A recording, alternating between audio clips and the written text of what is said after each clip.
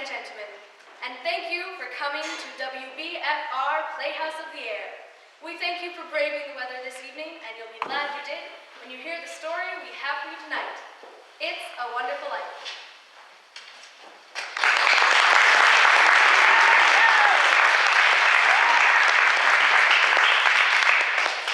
Very good. Thank you, ladies and gentlemen. Remember, this evening's program is being broadcast live from coast to coast, and our listeners are counting on your reactions as part of their listening pleasure. So don't be shy and feel free to applaud, laugh, swoon, or cry just as loudly as the spirit moves you. I'm getting the signal from our stage manager that we'll be going live on the air in just less than 3 minutes, which allows me just enough time to introduce you to the fine acting ensemble who will be performing this evening's entertainment. You know him from Chick Carter, Boy Detective, and Cowpoke Romance. Playing George Bailey, the hero of tonight's story, I give you Mr. Jake Lawrence.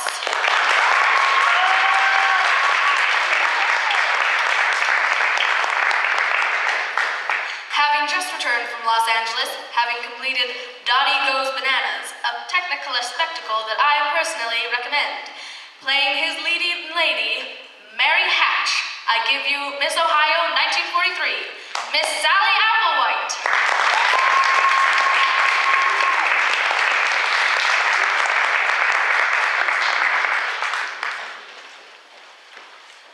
WBFR listeners have heard our next little lady in roles ranging from Mother Cabrini to Salome, and playing small-town siren Violet Bick in this story tonight, I give you Miss Lana Sherwood.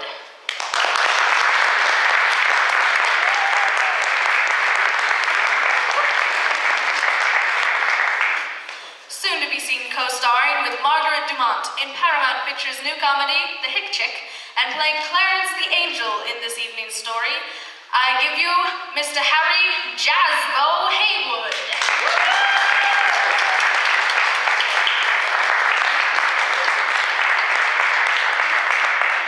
And finally, host of Females Are Fabulous, and here with you every weeknight on WBFR Playhouse of the Air, I'm Freddie Fillmore.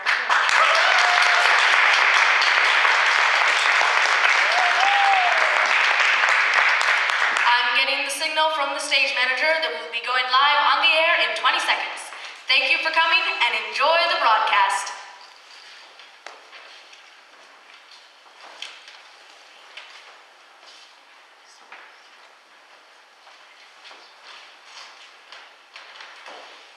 We are live in 5, 4, 3. WBFR in New York City. This is WBFR Playhouse of the Air.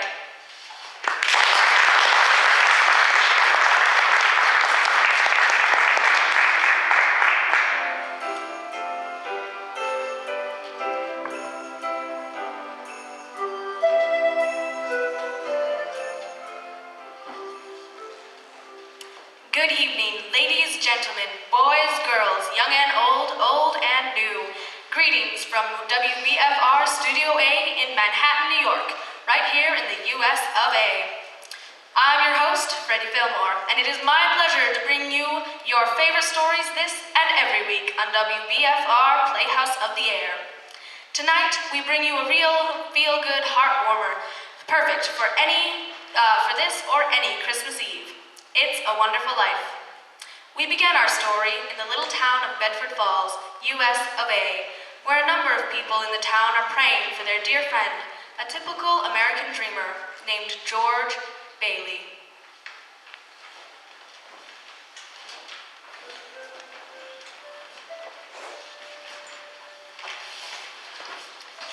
Dear God, please look over my husband, George. George is a good boy. You know that. My son has always gone out of his way to give others a hand. Now it's him she needs the help. Help my big brother George. He's done so much for all of us. More for me than I remember. I remember all the time Tuesday late after work and not asked to sing. The world needs more like George Bailey. George Bailey never thinks about himself. I wouldn't have a roof over my head if it wasn't for him. If it wasn't for him, I would have given up long ago. All I think about is myself. I must have taken the last cent he He had. had no sense of business, that George Bailey, just like his father. None of the Baileys were ever businessmen. It's his own fault if he wasn't prepared for times like these. At times like these, I can't think what's all my fault. Helping Father is me who am putting him through all this. Something's the matter with Daddy. Should we pray for him, Mommy? Yes, Susie. Pray very hard. The voices carry heavenward, and Joseph, the superintendent of angels, summons Clarence, an apprentice angel. You sent for me, sir? Yes, Clarence. A man down on earth needs our help. Splendid. Is he sick? No, worse. He's discouraged. At exactly 10:45 p.m. tonight, Earth time, that man will be thinking seriously of throwing away God's greatest gift. Oh, dear, his life. Then if only an hour to dress. What are they wearing now?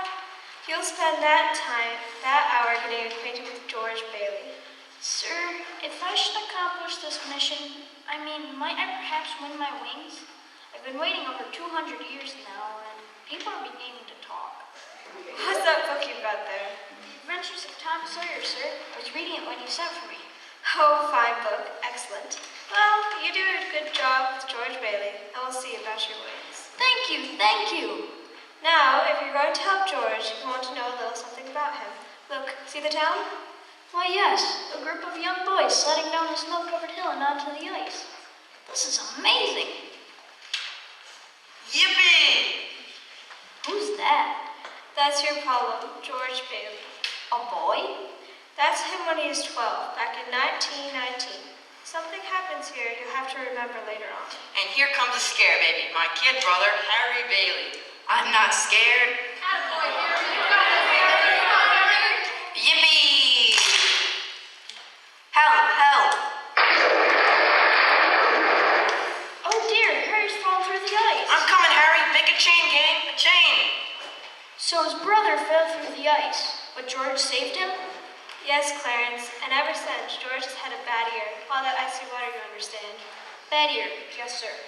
The other event came a few months later. George took an after-school job at Old Man Gower's drugstore. It's me, Mr. Gower, George Bailey. You're late. Yes, sir. Hello, George. Hello, Mary. Hello, Violet. 2 cents worth of shoelaces, Violet? Mary was here first. I'm still thinking. Shoelaces. Please, Georgie. I like him. You like every boy. What's wrong with that? Here you are. Thanks, Georgie. See you later, Mary. Made up your mind yet, Mary? I'll take chocolate. With coconuts? I don't like coconuts. You don't like coconuts. Say, brainless, don't you know where coconuts come from? Look at here. From Tahiti, the Fiji Islands, the Coral Sea. Well, let me get your ice cream.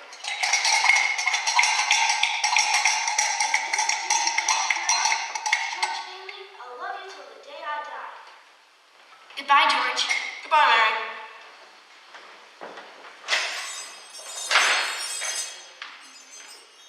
What was that piece of paper George just picked up?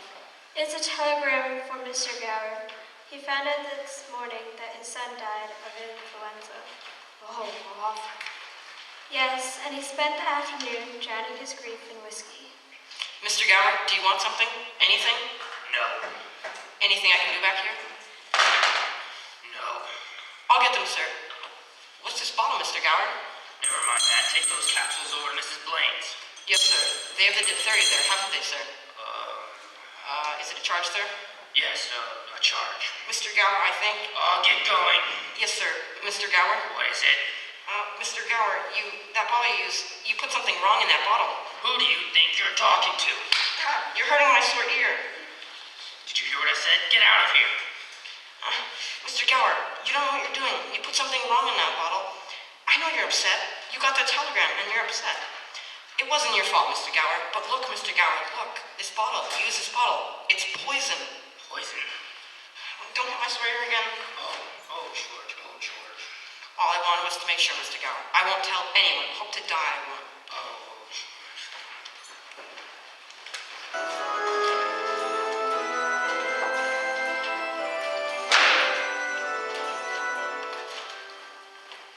Who's that? That's Henry F. Potter, the richest and meanest man in all the county.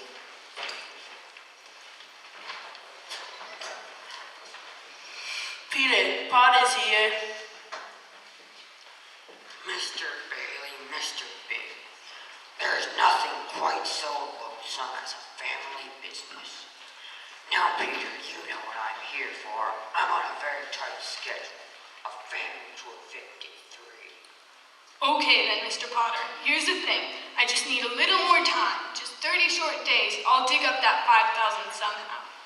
Have you put any real pressure on those people of yours to pay their mortgages? Times are hard, Mr. Potter. A lot of people are at work. Then foreclose. I can't do that. These families have children. They're not my children. But they're somebody's children, Mr. Potter. Are you running a business or a charity ward? Well, all right. Not with my money.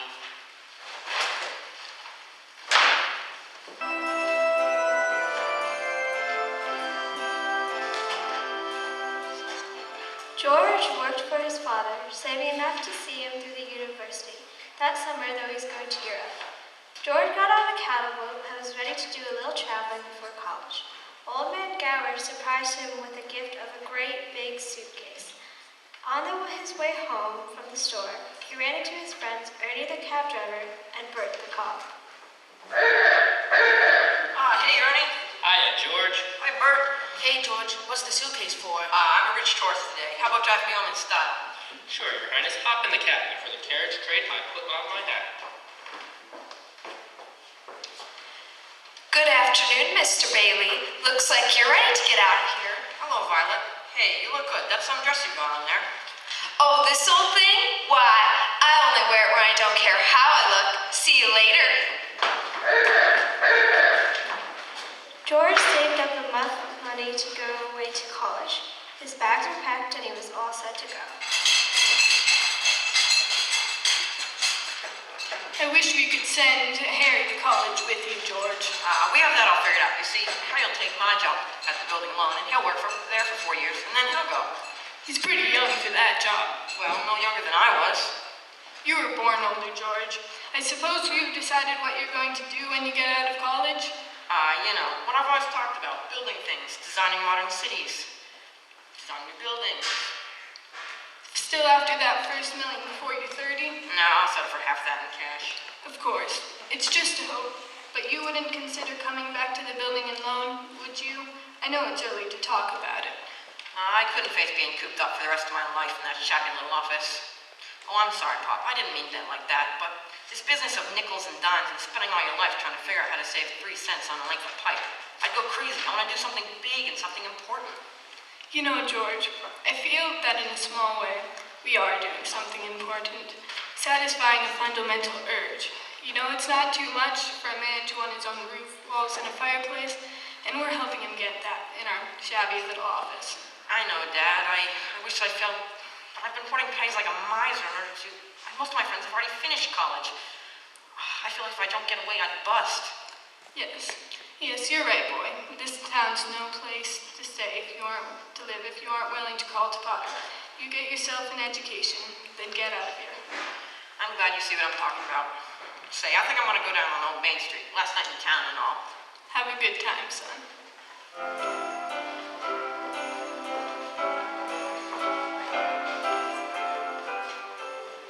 Who's that? Why, that's Violet Bick. The little girl from the candy counter? That's right. Hello, Georgie Porgy. Hello, Vi. What gives? Nothing. Where are you going? I'm probably out at the library. Georgie, don't you ever get tired of just reading about things? Yes. What are you doing tonight? Not a thing. Are you game, Vi? What do you say we make a night of it? Oh, I'd love it, Georgie. What do we do? Let's go out in the fields and take off our shoes and walk in the grass. Huh? Then we can go up to Stewart Lake. It's beautiful up there in the moonlight, and we can swim. Then we can climb Mount Bedford and smell the pines and watch the sunrise against the peaks. And we'll stay up there the whole night, and everybody will be talking. There'll be a terrific scandal. George, have you gone crazy? Why, walk in the grass in my bare feet? Why, it's 10 miles up there to Mount Bedford. You think just because you... Okay, just forget about the whole thing. Forget about what, George? Nothing, Sam. Say, you remember Mary, don't you? Hi, George. Hi, Mary. You wouldn't mind walking Mary home, would you, George? Of course not. Is that okay with you, Mary? Fine by me. Great, thanks.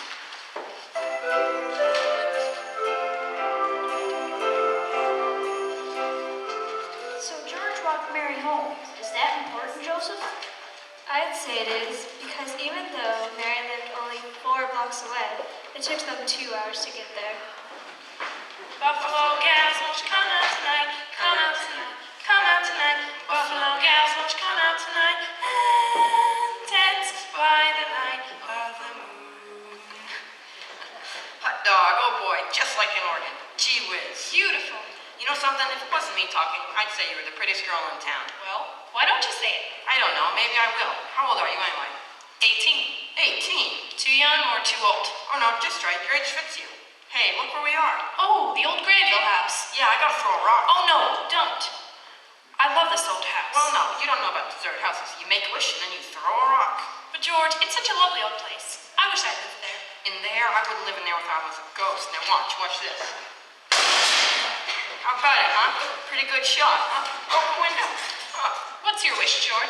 I'm shaking the dust of this crummy little town off my feet, and I'm gonna see the world. I'm gonna build bridges a mile long, and then I'm gonna... Hey, what, are you gonna throw a rock too? Hey, that's pretty good. What'd you wish for, Mary? Oh, no. If I tell you, it may not come true. Hey, Mary, come on. What do you want, huh? You want the moon? All you gotta do is say the word now. Okay, the moon. I'll take it. And then what? Then what? I'd throw elastic around it and pull it down, and you could swallow it, and it all dissolves, see? And the moonbeams would shoot out of your fingers and toes and the ends of your hair. And the... Am I talking too much? Yes, why don't you kiss her instead of talking her down? Who's that? It's old man Collins on his front porch. Ah, youth is wasted on the wrong people.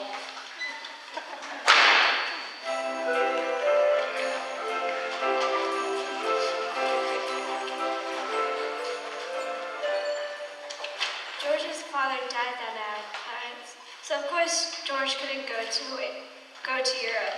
But that fall, just as he was ready to leave for college, the directors of the building loan held a meeting. They were going to appoint a successor. I want the board to know that George gave up his trip to Europe to help straighten things out here these past few months, and I think it was greatly appreciated. I think that's all we'll need you for, George. Good luck to school. I know you're anxious to make a train. Yes, I have a taxi waiting downstairs.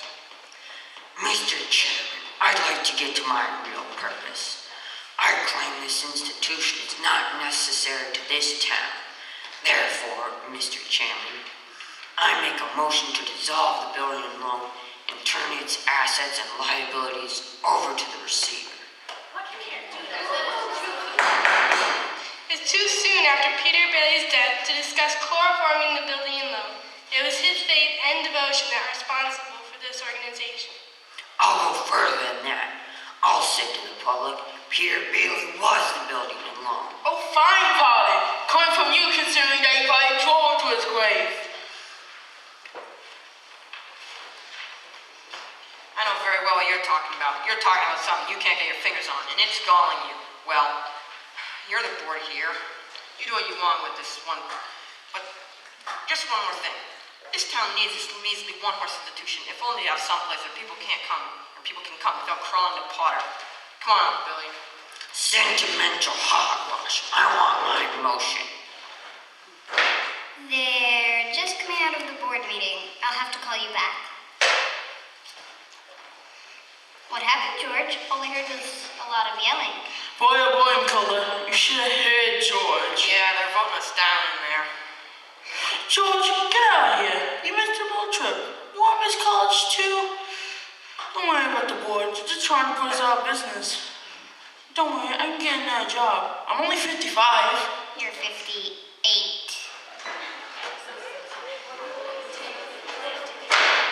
George, they voted Potter down. We're still in business. Whoopee, we're still in business. We're still in business. But there's one condition, George. They've appointed you to take your father's place. Appoint me? But I'm going to college. Uncle Billy, he's your man. You can keep him on, that's all right. Let's get this thing straight. I'm leaving, and I'm leaving right now. I'm going to school. This is my last chance. But George, you've got to take it. They'll vote with Potter otherwise.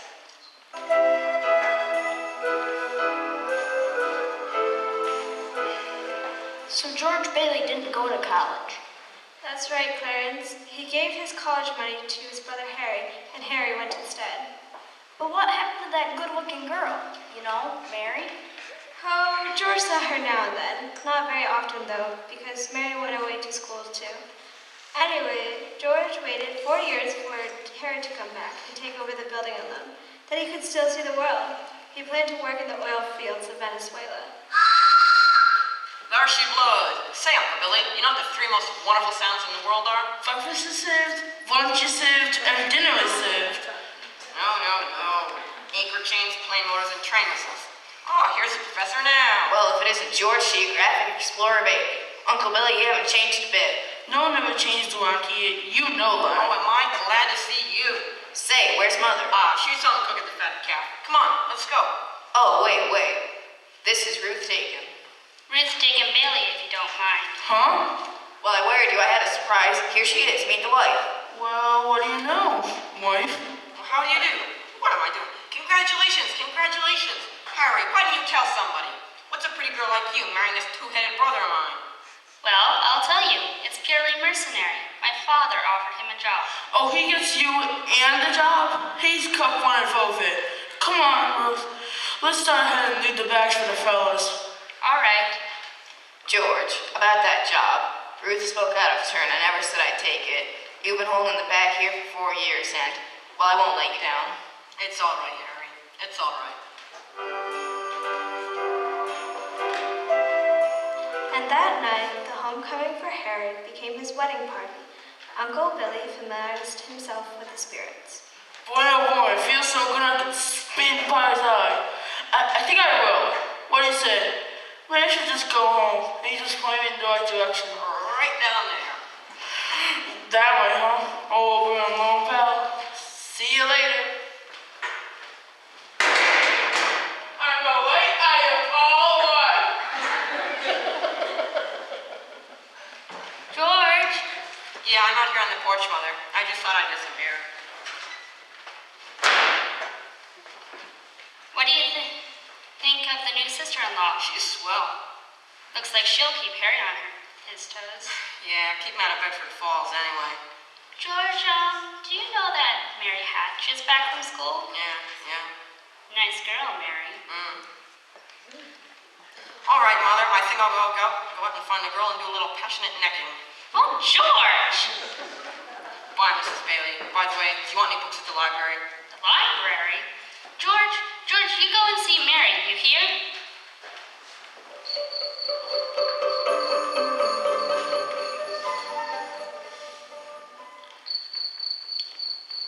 Hello, George. Hello, Mary. I just happened to be passing by. Your mother just phoned and said you were on your way over to pay me a visit. My mother just called you? Well, how does she know?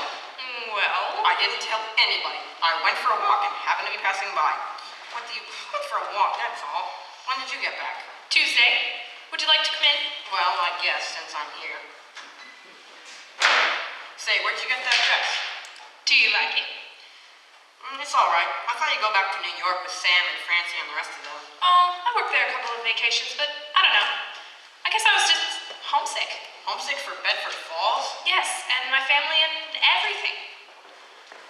Would you like to sit down? All right, for a minute. I can't understand, though. You know, I didn't tell anybody I was coming here. Or would you rather leave? No, I don't want to be rude. It's nice about Harry and Ruth, wasn't it? Oh, yeah, that's all right. Don't you like her? Well, of course I like her. She's a peach. Oh, it's just marriage in general you're not enthusiastic about. Huh. No, marriage is okay for Harry and Sam Wainwright and you. Mary, who's out there with you? It's George Bailey, Mother. George Bailey? What does he want? I don't know. What do you want, George? Me? Not a thing. I just came in to get warm. He's making violent love to me, Mother. You tell him to go right back home, and don't you leave the house. Sam Wainwright promised to call from New York tonight, didn't he? Your mother knew you and I didn't come here for it, too. What did you come here for? I don't know. You tell me. You're supposed to be the one who has all the answers. You tell me. Why don't you go home? That's where I'm going. I don't know why I came here in the first place. Mary, the telephone. It's Sam. I'll get it. Hee-haw. Hello, Sam. How are you? Oh, great. Gee, it's good to hear your voice again. Oh, well, that's awfully sweet of you, Sam. There's an old friend of yours here, George Bailey. You mean old Mossback George? Yes, old Mossback George. Hee-haw, put him on. Wait a minute, I'll call him. George! He doesn't want to speak to George, you idiot. He does so. He asked for it. George, Sam wants to speak to you. Hello, Sam. Hey, a fine pal you are. What are you trying to do? Steal my girl? What do you mean? Nobody's trying to steal your girl. No, wait a minute. I want to talk to both of you. Tell Mary to get on the extension. Mother's on the extension. I am not. We can both hear you. George, just put your head a little closer. Okay. There, that's better. We're listening, Sam. I have a big deal coming up that's going to make us all rich. You tell that guy it's a chance of a lifetime. You hear? He says it's a chance of a lifetime. Give me that phone.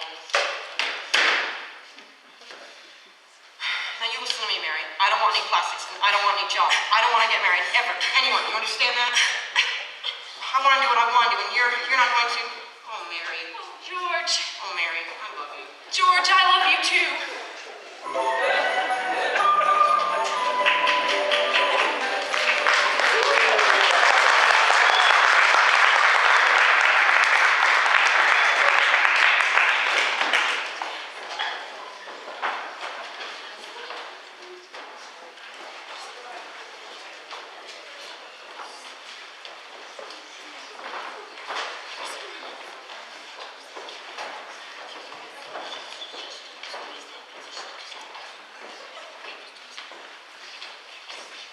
We will return to WBFR Playhouse of the Air's presentation of It's a Wonderful Life in just a few moments. But first, gentlemen, does your hair resemble a dried out bird's nest full of dandruff flakes? Do you plaster your hair down like a cheap gigolo, smelling to high heaven? When girls get again at the tip top of your noggin, do they go,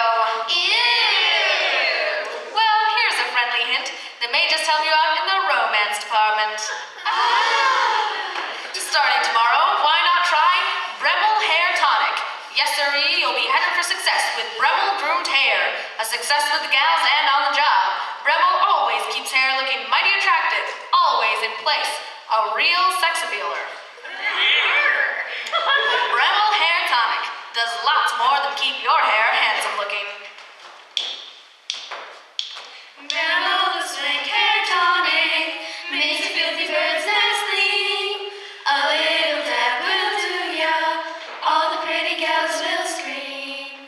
Not only will dames love it, your barber will shut out with glee. Bremel the Swank Hair Tonic, your dandruff will be history. Bremel the Swank Hair Tonic makes your filthy bird's nest clean. A little dab will do ya, all the pretty gals will scream. Not only will dames love it, your barber will shout out with glee. Bremel the Swank Hair Tonic, your dandruff will be history. Buy some Bremel today. Your hair will thank you.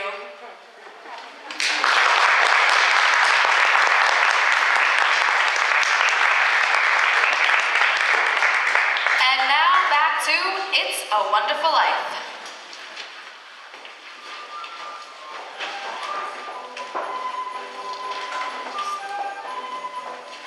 George and Mary were married, and following the wedding and reception, George's old pal Ernie, the cab driver, drove the happy couple to the train station.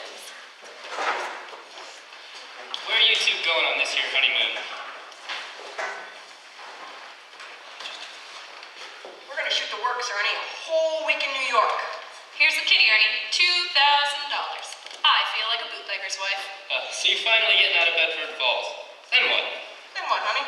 After that, who cares? That does it. Hey, this is Bailey. I haven't kissed you since... Hey, George, there's something funny going on over there at the bank. Look, it looks like a run. Huh? Pull over there a minute, will you, Ernie? George, let's not stop. Please, let's go straight to the station. Now, wait a minute. I better see what it is. I'll be right back. George, please, George.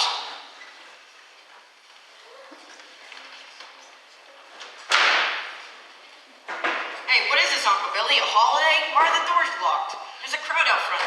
This is the pickle, George. All right, now, what happened? All I know is that the bank called out loan. I had to hand out all of our cash. All of it? Every last cent of it. Mackerel. And then I got scared, George, and I closed the doors. Our charter says we need to stay open until 6 o'clock or we'll lose our license.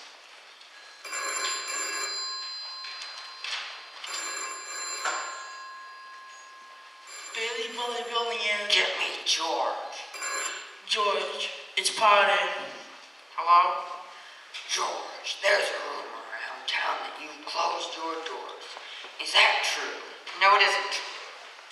Do you need any police? Moms get pretty ugly sometimes. We're fine. We'll see. Now, George, I'm going all out to help in this crisis. I've just guaranteed the bank sufficient funds to meet their needs. They'll close for a week and then reopen. I may lose a fortune, but I'm willing to guarantee your people too. Just tell them to bring their shares over here and I will pay them 50 cents on the dollar. Aw, you don't miss a trick, do you, Potter? Well, you're gonna miss this one. If you close your doors before 6 p.m., you will never reopen. You just took over the bank, Billy. Open the doors, let them in. Now remember that this thing isn't as black as it appears. I have some news for you folks. I've just talked to old man Potter and he's guaranteed cash payments at the bank. How about our money, George? Where's our money? Now please, wait a minute. Listen to me. You're thinking this place all wrong. The money's not here. Now wait a minute. Let me tell you. Your money's in people's houses. In the Kennedy house, and the McLaren house, and in your house, and 100 others. Now what are you going to do? Foreclose on them? I got $242 in here, and $242 isn't going to break anybody. All right, Charlie. All right. Now you'll get your money in 60 days. 60 days? Well, now that's what you agreed to when you bought your shares. I got my money. Old man Potter's taking you to the bank. He'd pay you 50 cents on every dollar. Now wait a minute. Please, folks, please don't leave. I beg of you not to do this. If Potter gets a hold of your shares, he'll be owning the building and lawn.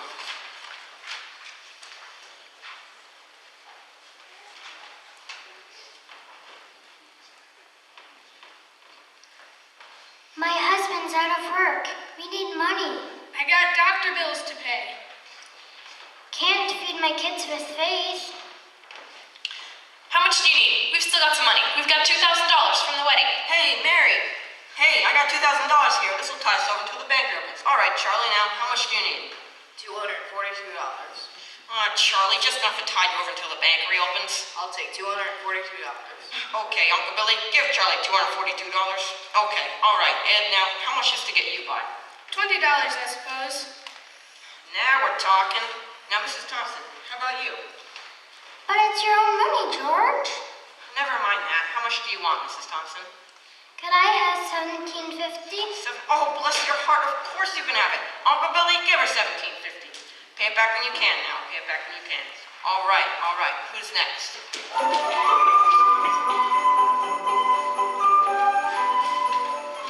Look at the clock.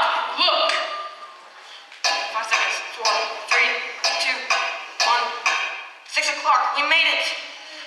Yeah. Lock that door, Uncle Billy. Boy, we're still in business. We've even got $2 left. Bailey, Bully, Billy, and just a minute. George has a call for you. Look, will you get my wife on the phone? She's probably over at her mother's. Mrs. Bailey is on the phone. I don't want Mrs. Bailey. I want my wife. Oh, Mrs. Bailey. Oh, that's my wife. Oh. Mary? Hello, dear. Listen, I'm sorry. What? Come home? What home? 320 Sycamore. Well, whose house is that? The Waldorf Hotel, huh?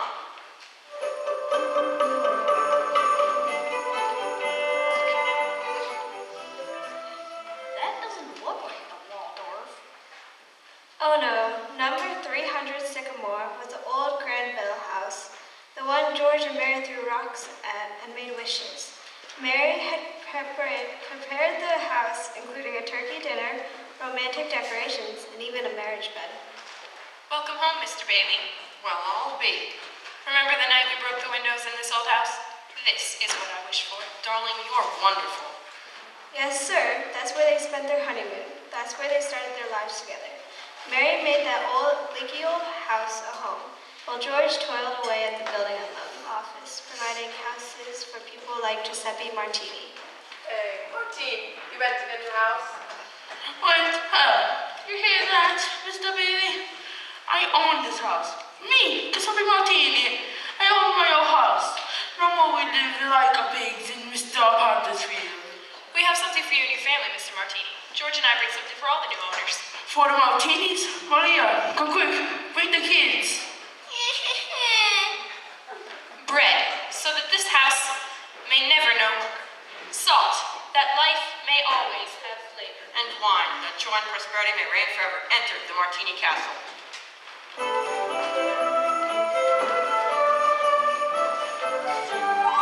Bailey houses were popping up all over the place, mostly owned by people that used to live in Pottersville.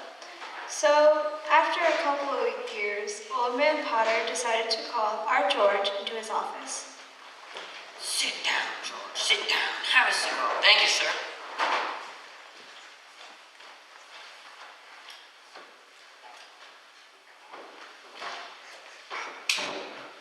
Quite a cigar, Mr. Potter. You like it? I'll send you a box. Well, I suppose I'll find out sooner or later, but just what exactly did you want to see me about? George, now that's just what I like so much about you. George, I'm an old man, and most people hate me, but I don't like them either, so that makes it all even. Now, let's look at your side. Young man, 27, 28, making, say, 40 a week? 45. 45.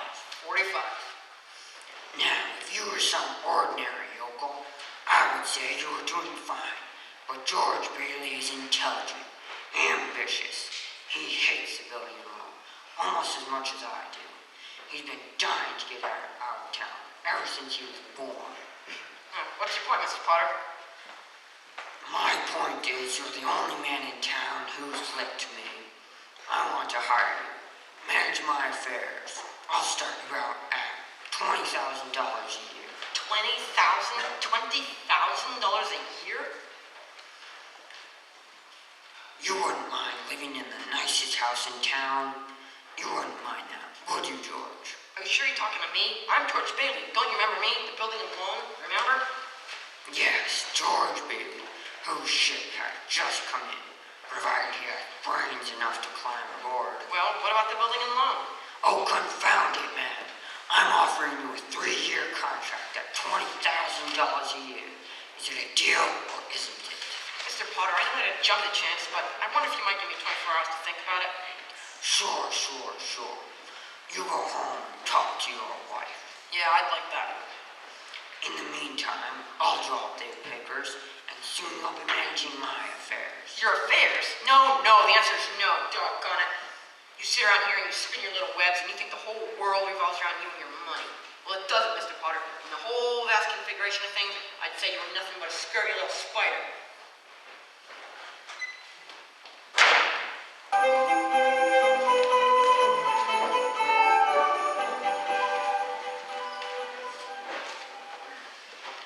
What did Mr. Potter want, George? Nothing. Just talk, nothing. Oh, gee, Mary Hatch, why in the world would you ever marry a guy like me anyway? To keep from being an old maid. I was gonna see the world. I was gonna build things. I was gonna give you the moon. What have I given you? Not even a new dress, not for months. You could have married Sam Wainwright, anybody else in town. Well, I didn't want to marry anyone else in town. I want my baby to look like you. You didn't even have a honeymoon. I promised you. You're what? My baby.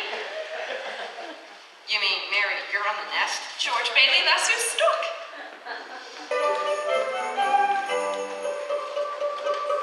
Well, Mary had her baby, a boy. You don't say. Then she had a girl. Well, what do you know? Well, Mr. Henry F. Potter, come to deposit some more blue, huh? Sure. How you like the paper, Mr. Potter? Henry Bailey wins Congressional Medal of Honor. Just can't keep those baby boys down. Now can ya? Let me see that newspaper. Here you go. So I can't chat you old thief. Gotta make a deposit. Good morning, Mr. Bailey. Good morning, Harriet. Here you are, bank book, deposit slip, and a very Merry Christmas to you. You too, Mr. Bailey. Say you've forgotten something, haven't you? What's that? You want to make a deposit. Well, certainly. Well, it's customary to bring the money with you. It's gone. It's gone. Where did I put it? Where did I put all that money?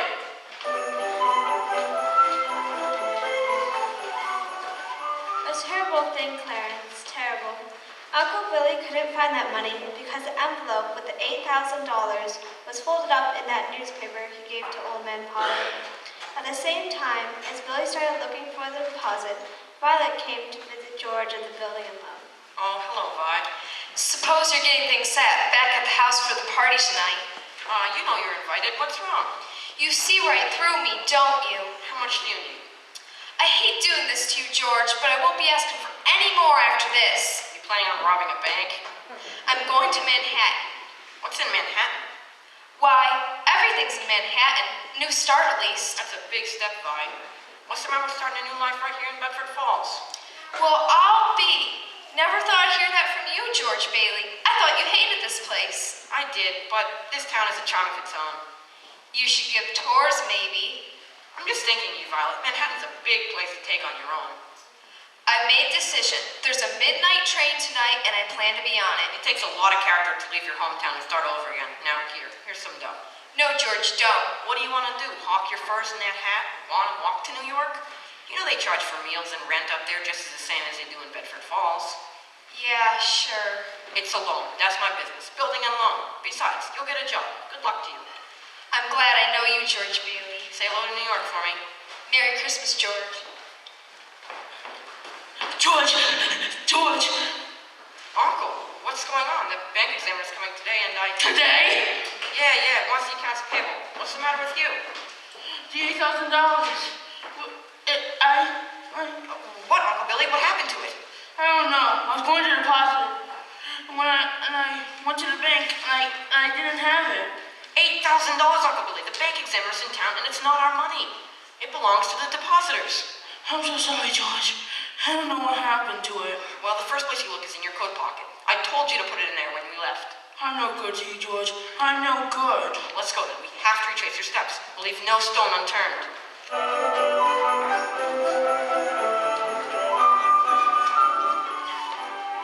And as George and Billy went looking for the deposit, Potter had a meeting with the state bank examiner, a Miss Sadie Vance. The whole town's turned upside down with the Bailey boys' homecoming, congressional medal and all. I guess they do things like that. May I look at your paper? Go ahead. This is a deposit from Bailey. That old fool Billy Bailey gave me that newspaper. Well, you're going to deposit it for him, right, Potter? To think you would make such a foolish mistake.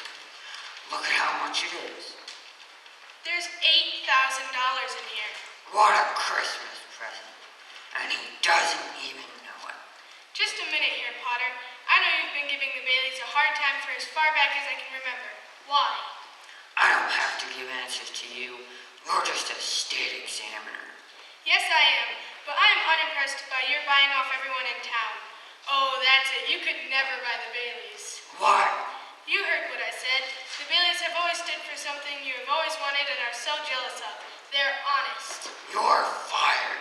You can't fire me. I'm state appointed. And what's more, I am not going to turn my back. This is stealing from the Baileys. Something like this would certainly cause them to fold. Yes, and after 25 years. Finders keepers, you know that. He gave me the money. It was his own fault. And we all know why. How's your family, Sadie? My family? I know how little state positions pay.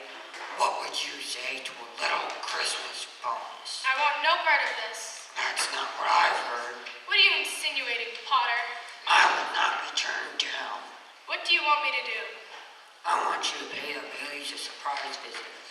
You'll see the records. They'll be short. You know the rest. At last, the Baileys will be where they belong. Down for good. I know just what to do.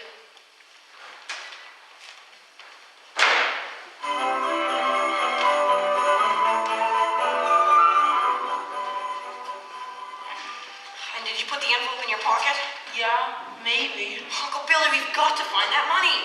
George, I'm not good to you, George. Do you have any secret hiding places here in the house? I've gone over the whole entire house, even the rooms that I locked ever since I lost Aunt Laura. Listen to me, think. I can't think anymore, George. It hurts. Where's that money, you stupid, silly old fool? Do you realize what this means? It means bankruptcy and scandal and prison. One of us is going to jail, but it's not gonna be me. Hello, darling. Hello, Daddy.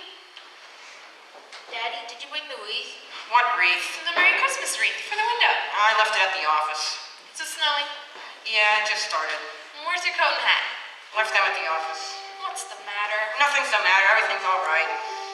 Isn't it wonderful about Harry? We're famous, George. I'll bet I had 50 calls today about the parade and the banquet. Your mother's so excited. Must she keep playing that? I have to practice for the party tonight, Daddy. Mommy says we can stay up until midnight and sing Christmas carols. Can you sing, Daddy? Better hurry and shave, George. The families will be here soon. Families? I don't want the families over here. Excuse me. Have a hectic day. Oh yeah, another big red letter day for the Baileys. Daddy, the Browns next door have a new car. We should see it. Well, what's the matter with our car? Isn't it good enough for you? Yes, Daddy. Excuse me. Excuse me. Excuse you for what? All right, darling, your excuse. Now go upstairs and see what little Zuzu wants. What's the matter with Zuzu?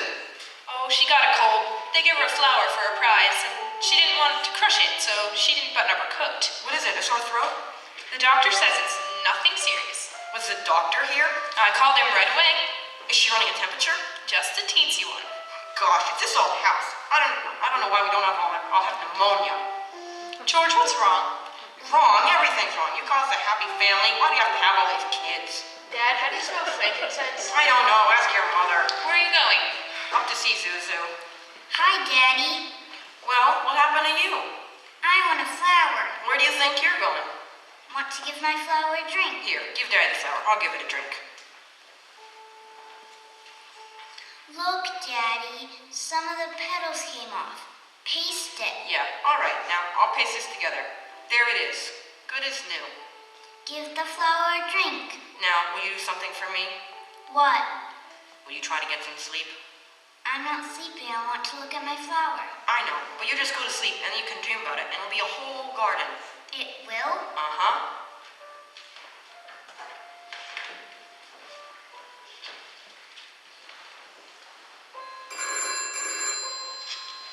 Telephone. I'll get it.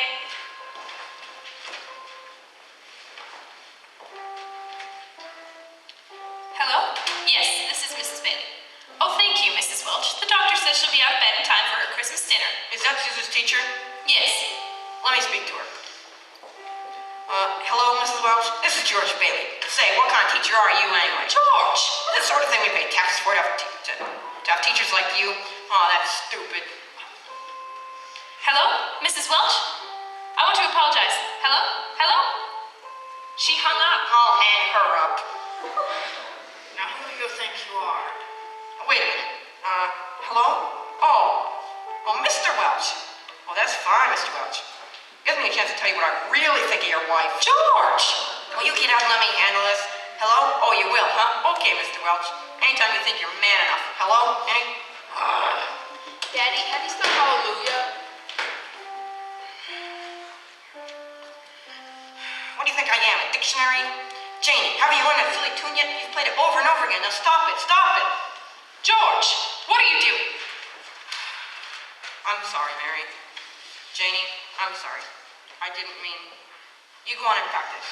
Pete, I owe you an apology, too. I'm sorry. What do you want to know? Nothing, Daddy. Well, what's the matter with everybody? Janie, go on. I told you to practice. Now go on, play. Oh, Daddy. George, why must you torture the children? Why don't you... Mary. Where's Daddy going? Bed for 247, please. Is Daddy in trouble? Yes, Pete. Shall I pray for him? Yes, Jamie. Pray very hard.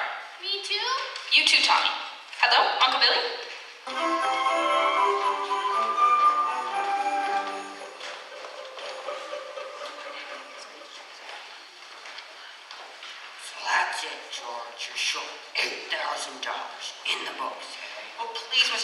pay any sort of interest. If you still want the building and loan.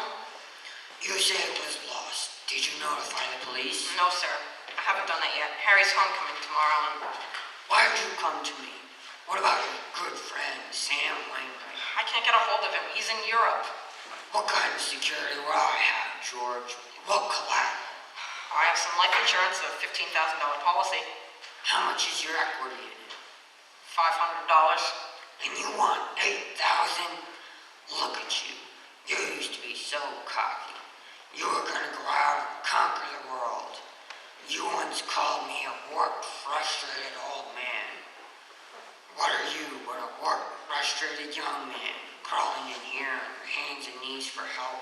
I'll do anything, Mr. Potter. Please help me. My wife and kids. You know what I'm gonna do for you?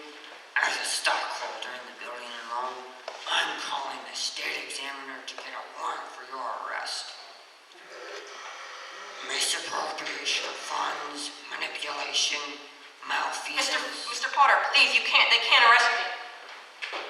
Go on and run. You can't hide in a little town like this. Merry Christmas, George.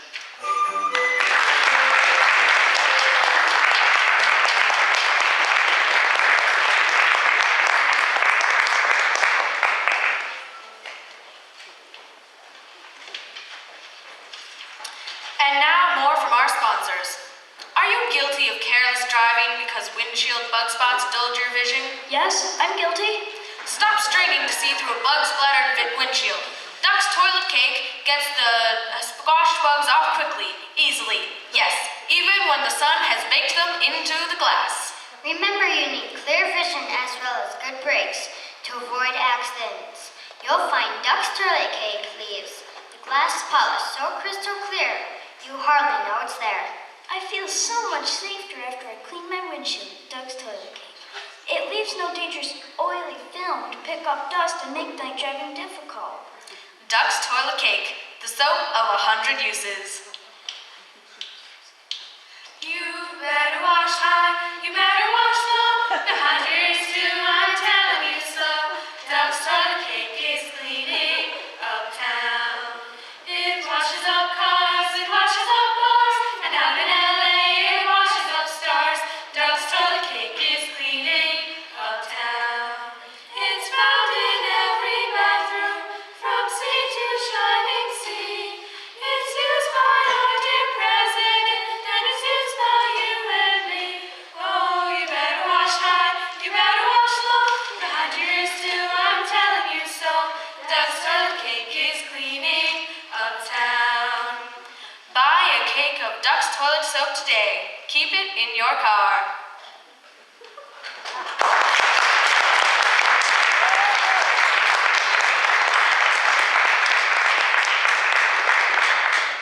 And now, 15-minute intermission. Refreshments are at the rear.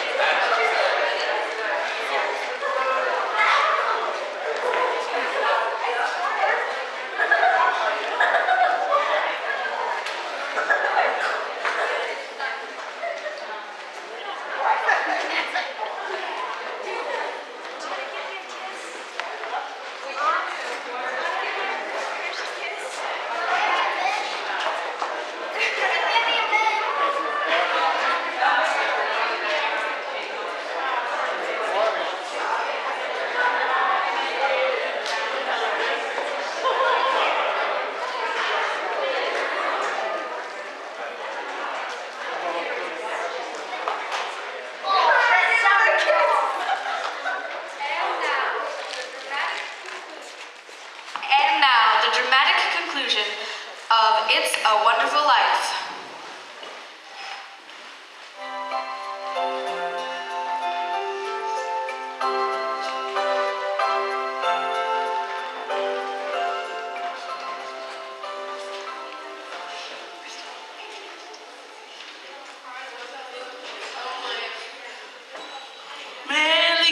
Christmas. Glad you come. How about some of that good spaghetti? We forgot everything. Where's George, sir? Where? After running out of Potter's office, George ended up at Martini's bar. He had a couple of drinks, Clarence. He's sitting just there. What's he saying? Who is he? Shh. God, dear Father in heaven, I'm not a praying man, but if you're up there and you can hear me, show me the way. I'm at the end of my rope. Show me the way, God. You all right, George? You need someone to take you home? Why do you think so much, my friend? You don't feel good. Go home, Mr. Bailey. Bailey? You say Bailey? Which Bailey? This gentleman is Mr. Bailey, George Bailey. George Bailey, huh?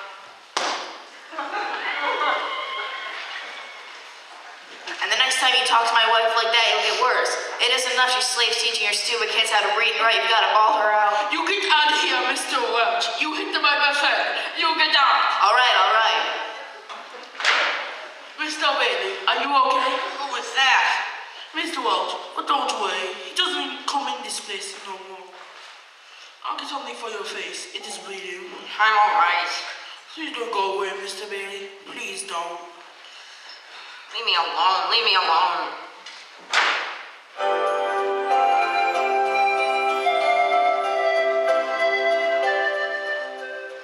George is heading to the bridge now, Clarence. Can you see him? He looks like he's going to jump. It's time, Clarence.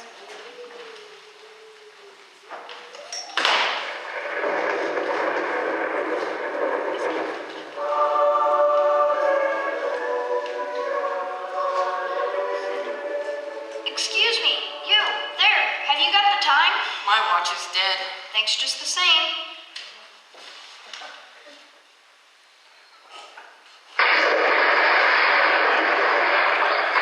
Help me! I can't swim! Hold it, mister. I'm coming.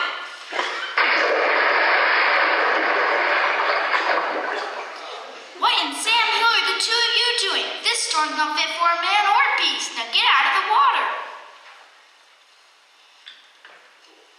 Are you two alright? Do you need a doctor? No, I'm all right. No, I'm fine. This underwear, I didn't have time to get anything stylish. My wife gave me this on my last birthday. I passed away in it. Passed away? Oh, I see Tom Sawyer's dragging out too. Who? My book. I left in such a hurry, I brought Tom Sawyer with me. You should read the new book Mark Twain is working on. How'd you happen to fall in? Oh, I jumped in. I jumped in to save you. You jumped in to save me? You didn't go... Well, I did, didn't I? You didn't go through with it, did you? Go through with what? Suicide. It's against the law to commit suicide around here. Yeah, it's against the law where I come from, too. Where do you come from? Heaven. What? I died quickly. That's why I jumped in. I knew if I were drowning, you would try to save me. And you see, you did. And that's how I saved you. Oh, that's very funny. Your lip's bleeding, George. Yeah, I got busted in the jaw and asked to do a prayer. Oh, no, George. I need the answer to your prayer. How do you know my name? Oh, I know all about you. I've watched you grow up from a little boy. What are you, a mind reader or something? Oh, no. Well, who are you then? Clarence Oddbody. AS2. Oddbody. AS2. What's the AS2? Angel second class. Hey, I'm getting out of here. You may not need a doctor, but I do. Cheerio, my good man. Hey, look here. Why'd you want to save me? 'Cause I'm your guardian angel. I wouldn't be a bit surprised. Ridiculous of you to think of killing yourself for money. $8,000. Yeah, just things like that. Now, how'd you know that? I told you, I'm your guardian angel. I know everything about you. Well, you look like about the kind of angel I'd get. Sort of a fallen angel, aren't you? What happened to your wings? I haven't won my wings yet. That's why I'm an angel second class. Oh, I see. But you can help me earn them, George, by letting me help you. You don't happen to have $8,000 on you? Oh, no. We don't use money in heaven. Oh, that's right. I keep forgetting. Comes in pretty handy down here, bub. Oh. I found it a little late, but I'm worth more dead than alive. Now look, you mustn't say things like that. I won't get my wings with that attitude. You just don't know all that you've done. If it hadn't been for you... Yeah, if it hadn't been for me, everybody'd be a lot better off. My wife, my kids, my friends. This isn't going to be easy. They'd all be better if I hadn't been born. What'd you say? I said I wish I'd never been born. George, that's wonderful. Wonderful. The idea you've just gave me. Well, you've got your wish. You've never been born. Never been born? Exactly. No worries, no $8,000 to get, nothing. You simply don't exist. Hey, wait a minute. This ear of mine. Say something else in that ear. You don't have a bad ear anymore. You see, George, you're not the George Bailey you think you are. You're nobody. Well, that's the doggonest thing. Your lips stopped bleeding too, George. What do you know about that? Huh, what happened? I need a drink. That's what I need. What about you, Angel? You want a drink? I don't know. Come on. We'll go as soon as our clothes are dry. Our clothes are dry. Hey, so they are. That's funny. It's still harder than I thought. Well, look, let's get dressed and we'll stroll over to Martini's and then, I'll stroll, you fly. I haven't got my wings. Yeah, you haven't got your wings. Oh, yeah, that's right. A couple of drinks and we'll both fly.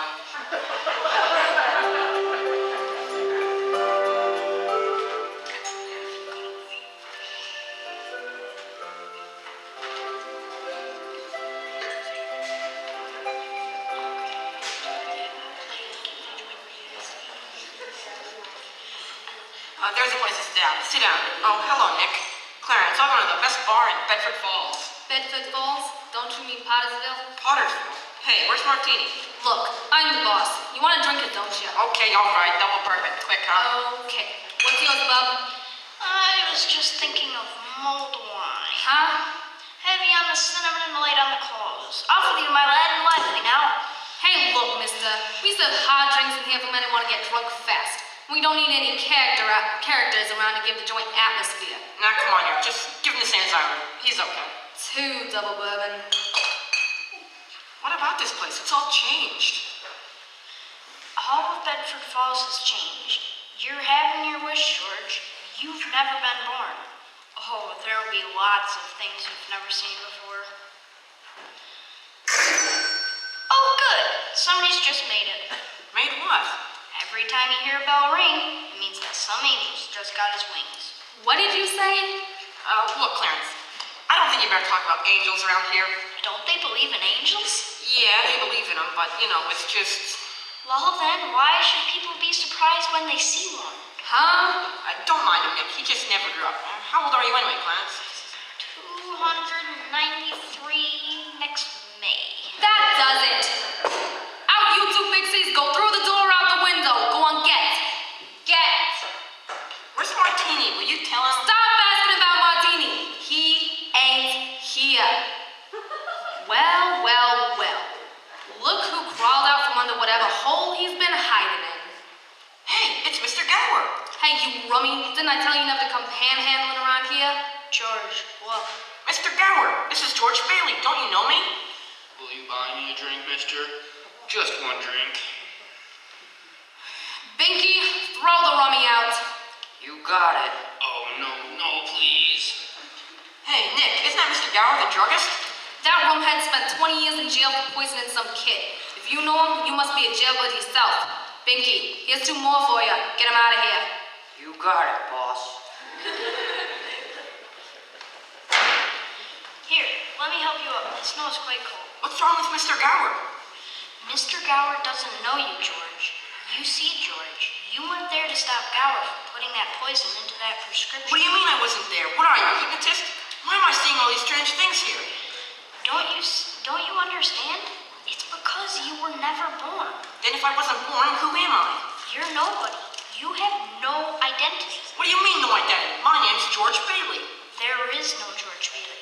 You have no papers, no cards, no driver's license, no 4F cards, no insurance policy. Susan's petals. What?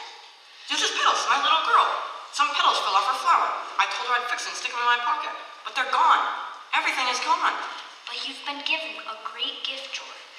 The chance to see what the world would have been like if you had never been born. You're crazy. You're crazy as a bedbug, and you're driving me crazy too. Now look, I'm going home to my wife and family. Do you understand that? And I'm going home alone.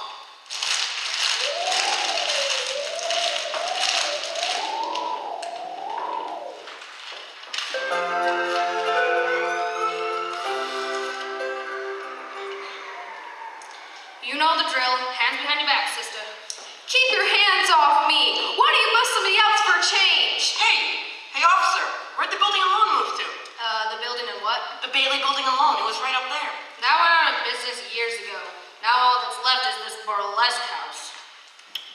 Not so fast, Copper. I know Potter. Hey, Violet. Hey, listen. That's Violet Bick. Oh, I know. Believe me, I know. I know that girl. Who doesn't? Now get out of our way. Taxi. Hey, Ernie, take me home. I'm going off my nut. All right, where do you live? Oh, now doggone it, Ernie. Don't you start pulling out with me. You know where I live. 320 Sycamore. Now hurry up. Okay, 320 Sycamore. Yeah, hurry up. Zuzu's sick. All right. Look here, Ernie. Straighten me out here. I've got some bad liquor or something. Listen to me. Now, you are Ernie Bishop, and you live in Bailey Park with your wife and kid. That's right, isn't it? You seen my wife? Seen your wife? I've been to your house 100 times. Look, pal, what's the idea? I live in a shack in Potter's Field. My wife ran off 3 years ago, took the kid, and I've never seen you before in my life. Okay, just step on it. Just get me home.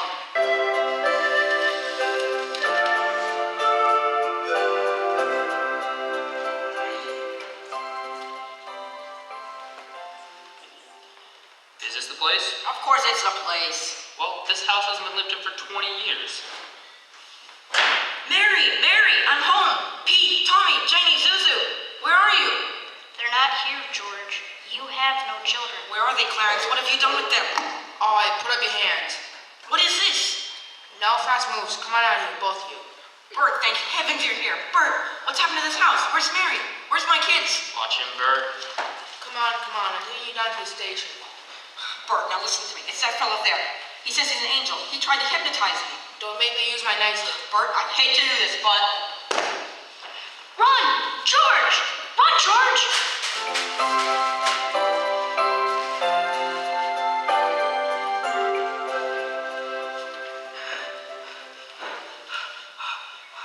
Ma Bailey's boarding house. Well, Mother? Mother, what do you want? Mother, this is George. I thought sure you'd remember me. George who? If you're looking for a room, there's no vacancy. Oh, Mother, please try to understand. Something's happened to me. I don't know what it is, but I need a place to stay. Please let me stay here. I don't take in strangers. I'm not a stranger. I know everybody you know. Your brother-in-law, Uncle Billy. You know him? Well, sure I do. When'd you see him last? Today, over at his house. That's a lie. He's been in an insane asylum ever since he lost his business. And if you ask me, that's where you belong. I'm here again, George. My mother, my own mother, didn't even know me. Strange, isn't it? One man's life touches so many others. And when he isn't around, he leaves a pretty big hole, doesn't he?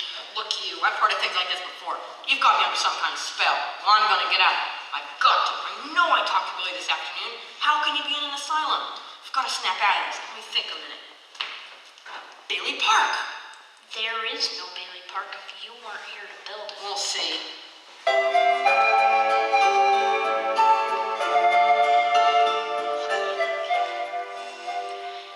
This is Bailey Park? People live here? Pretty grim. This is where Bailey Park is supposed to be. What's this gravestone doing here? And why's the name Bailey on it? That wouldn't be yours. My father's name is on it, but what's his other name? Why is my brother Harry's name on it? Your brother broke through the ice and drowned at the age of 9. That's a lie. Harry Bailey went to war. He got the Congressional Medal of Honor. He saved the lives of every man on that transport. Every man on that transport died. Harry wasn't there to save them because you weren't there to save Harry. You see, George, you really had a wonderful life. Don't you see what a mistake would be to throw it away? What do I do now, Clarence? What do I do? It's your life, George. What happened to Mary, Clarence? Mary? My wife, Mary, what happened to her if I was never born? I'm not supposed to tell you, George. I don't know how you know the things you do, but please, if you know where she is, just let me see her. That's all I need to make a decision. Very well, George, but you're not going to like it. Where is she, Clarence? She's an old maid, George. Where is she? She's just about to close up the library. There must be some easier way to earn my wings.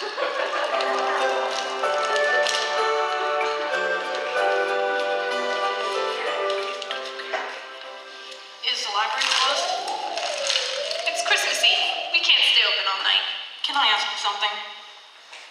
I should really be getting home. Where is there to go home to? That is none of your business, sir. The library is closed. Maybe you should try back the 26th. Mary, I'm sorry. How do you know my name? All I need is a couple of minutes. I told you the library is closed. Please, just 2 minutes. That's all I need. I'll do anything. You sound desperate. I'll help if I can. What is it? Isn't this town Bedford Falls?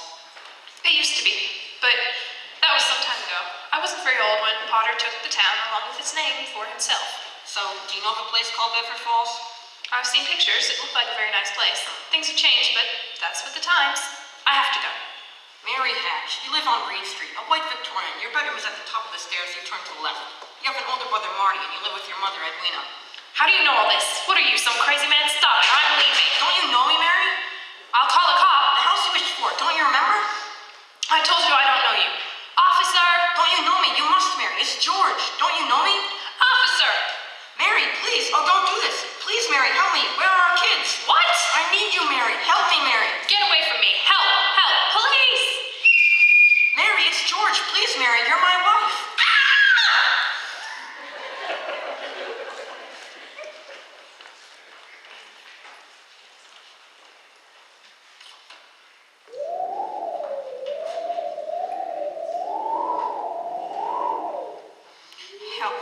Help me, Clarence. Get me back. I don't care what happens to me, only get me back to my wife and kids. Help me, Clarence. Please, please. I want to live again. I want to live again. Please, oh God, please let me live again. George, is that you, George? You get out of here, Bert. Get out of here. You come in close and I'll hit you again. What the Sam hell are you yelling for, George? Come on, George. George. Bert, do you know me? No, I've been looking all over town for you. Where have you been? Hey, Bert, I'm alive again, Bert. Are you sure you're all right? Hey, my mouth's bleeding. It is? Hey, my mouth's bleeding. Bert, look at the blood coming out of there. What'd you... Zeus's pedals. Zeus's pedals. There they are. What do you know about that? Merry Christmas, Bert. Well, Merry Christmas, George. Get in the car, I'll drive you home. You will, Bert? Well, do that and turn the siren wide open. Merry Christmas, Bedford Falls. Hey, Merry Christmas, you wonderful old building alone. Merry Christmas, Mr. Potter. Yippee!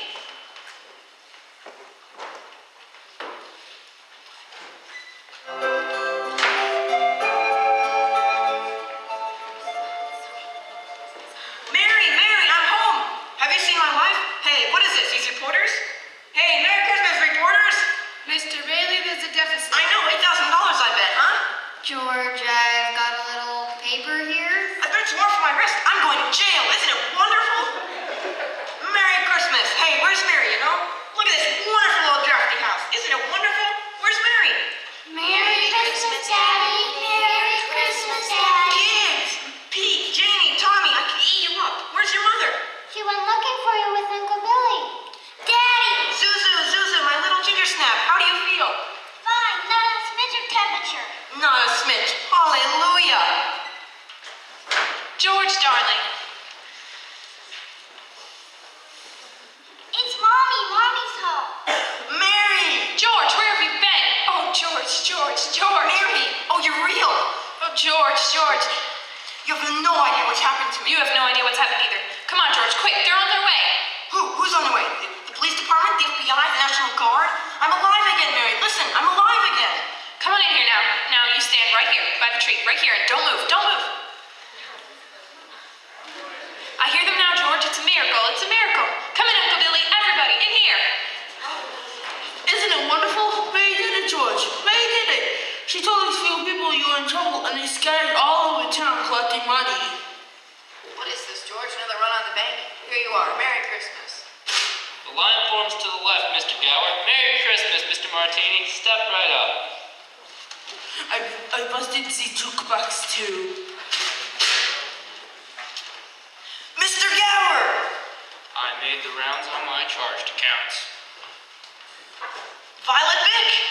I'm not going to go, George. I changed my mind.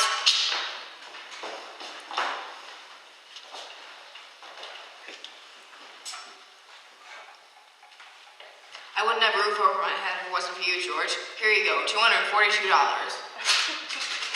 I've been saving this money for a divorce, if I ever get a husband.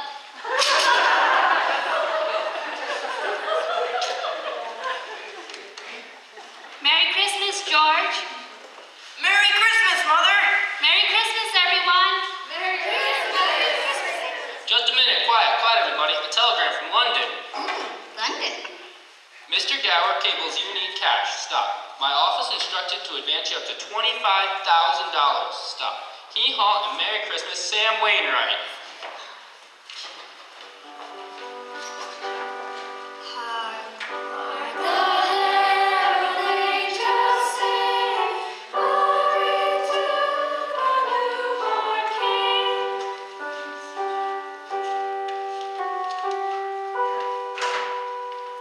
Hello, George. How are you? Harry! Mary, looks like I got here too late. Mary got him up here as quickly as I could. The fool flew all the way up here in a blizzard. Mary, how about your banquet in Washington? Oh, I left right in the middle of it as soon as I got Mary's telegram. How about some wine? Good idea. A toast to my big brother George, the richest man in town.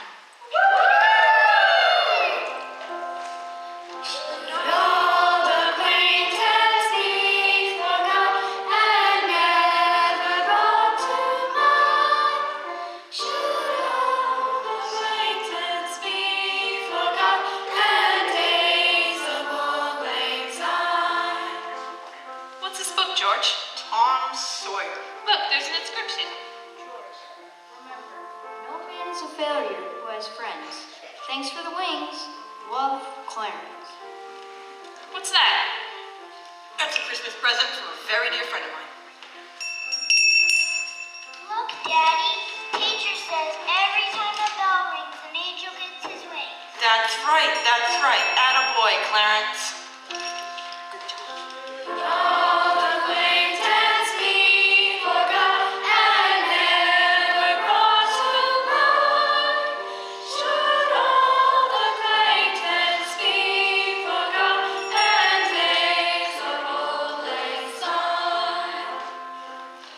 This has been WBFR Playhouse of the Air's presentation of It's a Wonderful Life. The WBFR Playhouse is brought to you this and every week by Bremel Hair Tonic and Duck's Toilet Cake. Please stay tuned for a program of popular holiday music. This is Freddie Fillmore signing off for WBFR in Manhattan, New York, and wishing you and yours a very Merry Christmas. Good night.